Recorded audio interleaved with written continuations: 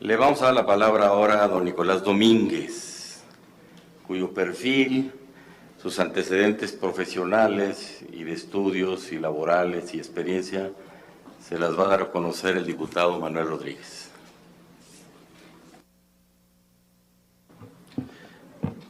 Muchas gracias, diputado Juan Ramiro Robledo.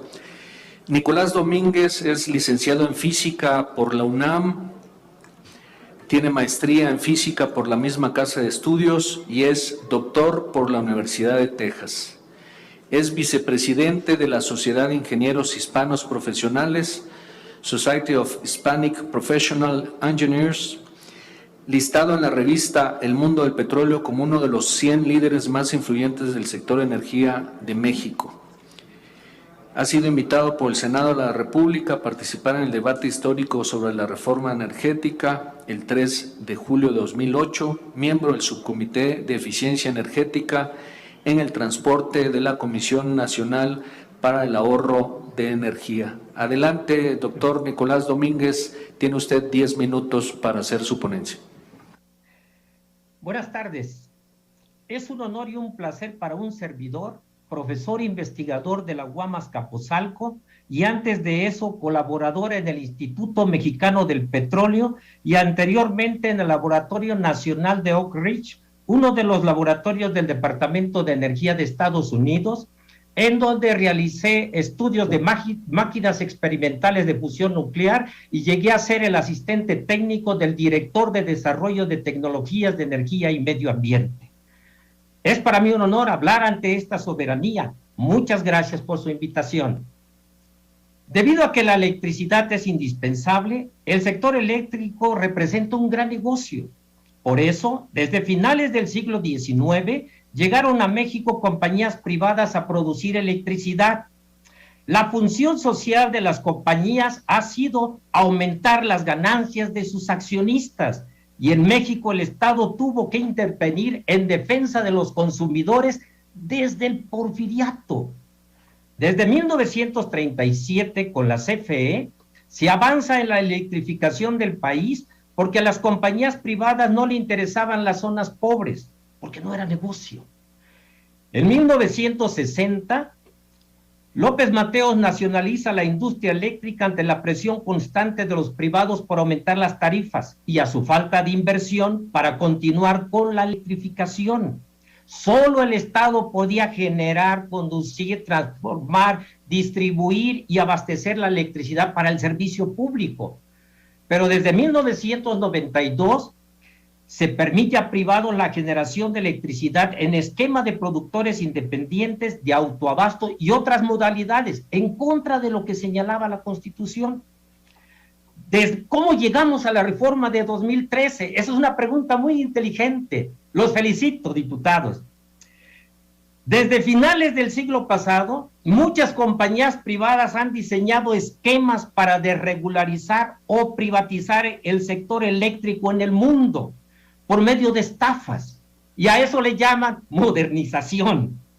Estaban apoyadas por el Banco Mundial, el Fondo Monetario Internacional, bancos de desarrollo, otras organizaciones y hasta el gobierno de Estados Unidos, que por ejemplo presionó desde 1996 para que se aprobara el proyecto de venta de energía de Enron en Maharashtra, en la India. El paso 1 para presionar a los gobiernos para permitir a los productores independientes de energía con contratos asegurados de venta de electricidad a las empresas públicas por muchos años, lo que ha llevado a que éstas tengan que cerrar sus plantas, como la CFE en México. Esa es la causa de la ley secundaria de 1992 y de la reforma de Peña Nieto de 2013. Por eso actualmente la CFE tiene la obligación de comprar la electricidad a los productores independientes por muchos años a precios que van creciendo. Les compra el 31% de toda la electricidad producida en México. Cuando esos generadores tienen excedentes, no se los dan a la CFE, sino que violando la ley, los venden a otros. Por eso tienen que cancelarse esos contratos. El paso número 2 ha sido forzar a los gobiernos a fracturar sus empresas en subsidiarias y filiales. sin permitir la integración de sus actividades, haciéndoles perder competitividad y rentabilidad. Por ello, muchas de las compañías públicas de los países que han caído en esas estafas han reducido su producción de electricidad o ya se han vendido. Por ejemplo, la CFE en 1999 producía el 100% de la electricidad. En 2017, el 54%. En la primera mitad del año pasado, el 38%. Y de seguir así en 7 años, solamente produciría el 16%. ¿Qué puede pasar si la CFE deja de producir electricidad?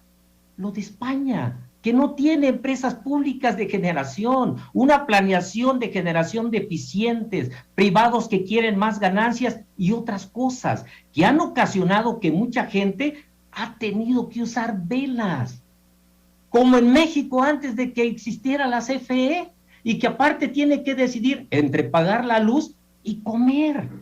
Por eso la CFE no puede seguir fracturada y dejar de producir electricidad para evitar ese futuro de velas.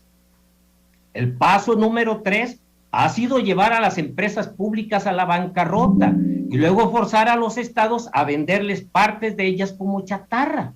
Ustedes lo evitarán, diputadas y diputados y otras personas, si aprueban la iniciativa. Después de la desregularización en 1996 en el estado de California, de Estados Unidos, las compañías privadas realizaban el mantenimiento de sus plantas en horas pico. Y al disminuir la oferta, aumentaban los precios de la electricidad, por lo que el gobierno de California puso un tope al precio. Pero entonces, la compañía privada Enron la vendía a otro estado. Después recompraba la misma electricidad y la vendía más cara en California porque el tope no valía para la electricidad importada. ¿Quiénes perdían? La gente. Por eso Estados Unidos aprendió y el 85% de sus generadores son públicos. Y las tarifas domésticas son más bajas de los que adquieren electricidad de las empresas públicas que de las privadas. A Brasil, con la privatización, le hicieron tirar agua de sus presas para que los privados generaran con gas natural, que era más caro. Por eso, en parte, se tuvo la crisis energética de Brasil en el año 2001.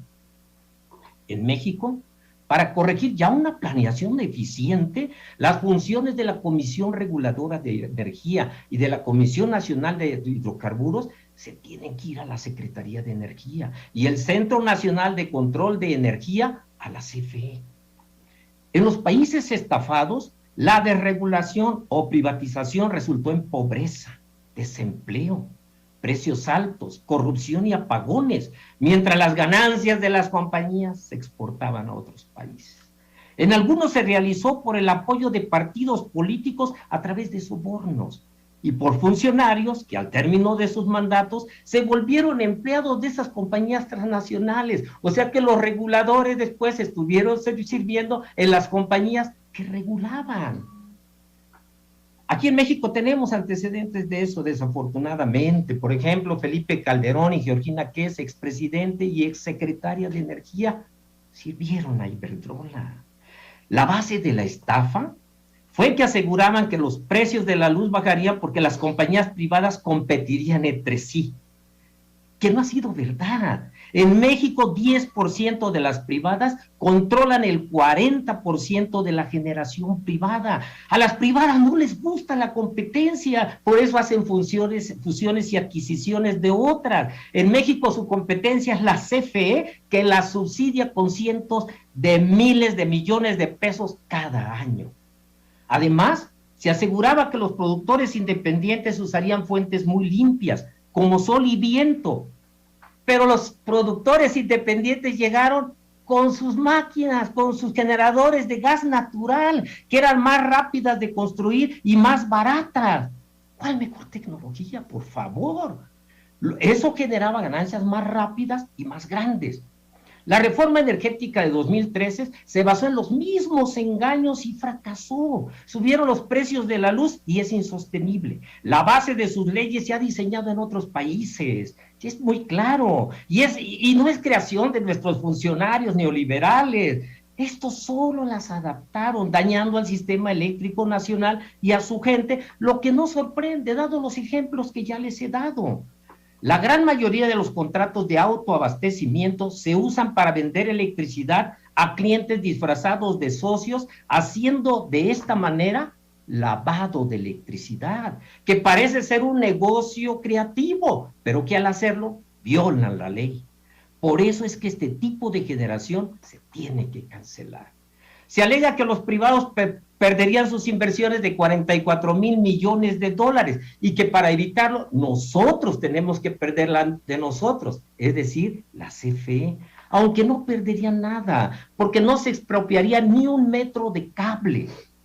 Además, aquellos que no hayan violado la ley gozarían del 46% de un negocio de 6.4 millones de pesos. ¿Quién no quisiera entrarle a un negocio así de grande? La iniciativa debe aprobarse para evitar un futuro de velas, como en España, y construir uno asegurando el derecho humano a la vida digna. Y para que nosotros, cuando lleguemos a nuestra casa, al oprimir el switch, tengamos luz y también comamos tranquilamente, sabiendo que cuando llegue el recibo de la luz, lo podremos pagar. Muchas gracias. Muchas gracias, don Héctor, don Nicolás Domínguez, por su exposición y también por su puntualidad y respeto al tiempo concedido, que es un respeto al tiempo de los demás. Muchas gracias.